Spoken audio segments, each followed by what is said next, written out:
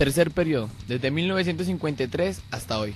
En 1957 se da por concluida la labor de Rojas Pinilla en el poder y asume una junta militar comandada por Gabriel París. Este es un periodo de transición antes de volver a la democracia. Durante este periodo es importante resaltar que Laureano Gómez fue consultado varias veces para tomar decisiones con respecto a la violencia entre liberales y conservadores. Los líderes de los partidos liberal y conservador se reúnen para buscar una solución y se encuentran. Proponen el Frente Nacional. Debido a que las exclusiones del poder tanto de liberales como de conservadores han generado un alto grado de violencia, la propuesta será diseñar una estrategia para que todos accedan al poder. El Frente Nacional se inaugura en 1958 con Alberto Lleras Camargo como primer presidente. Le corresponde al liberalismo iniciar el poder. Consiste en repartirse el poder durante 4 periodos presidenciales, o sea 16 años. Al cabo de estos años se esperaba que la violencia y el confrontamiento partidista hubiera terminado. Todos los puestos del Estado se iban a dividir entre 50 y 50, a pesar de que cada 4 años se harían elecciones. El pacto estaba hecho y las esferas del poder decidían quién sería el próximo presidente. ¿Cómo lograba mantener la democracia en esta dinámica? Alberto Lleras Camargo, 1958-1962, liberal. Características de su gobierno. Recibe un país pacificado. Las autodefensas no han sido erradicadas del todo. En el sur de Tolima las autodefensas siguen funcionando. En la violencia habían perdido sus tierras y querían que se las devolvieran. Habían sido desplazados por la violencia y por esto su lucha se concentraba en recuperar las tierras perdidas. Ordenaba acabar con las autodefensas liberales con un bombardeo en los municipios de El Pato y El Guayabero. En el mundo está en pleno auge el comunismo. Las autodefensas liberales, al sentirse traicionadas, cambian su objetivo inicial, que fue apoyar a los liberales y defenderse de los gobiernos conservadores, y a partir de 1958 se convierten en guerrilla. Su fin es pelear contra el Estado y para eso se apoyan en la ideología comunista. Así nace las FARC, Fuerzas Armadas Revolucionarias de Colombia, como una guerrilla campesina comunista que lucha por tierras. Guillermo León Valencia, 1962-1966, conservador. En el 62 Cuba ya es comunista. Cuba le da becas a 8 estudiantes colombianos de la UIS que son adoctrinados en la lucha guerrillera y la revolución. Al volver se convierten en críticos del gobierno y la economía colombiana. En el 63 se descubren importantes pozos petroleros en el país y este firma con una petrolera internacional. Los estudiantes no están de acuerdo. Nace el ELN. Su razón de lucha es política económica y petrolera del país. ELN tiene vinculación con la teología de la liberación del cura Camilo Torres y el cura Pérez. Sus ataques se concentran en la destrucción de infraestructura, oleoductos, torres de electricidad, etc.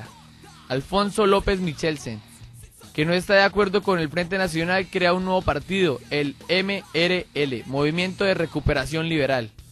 Misael Pastrana Borrero, 1970-1974. En el último periodo del Frente Nacional, Misael Pastrana debía ser el presidente. A causa del agotamiento del modelo y de la insatisfacción de la población y frente a un nuevo candidato, las consecuencias favorecen a Rojas. El día de elecciones, unas horas antes de dar a conocer la votación final, se va la luz en todo el país durante 3 horas. Vuelve y se da a conocer el resultado final.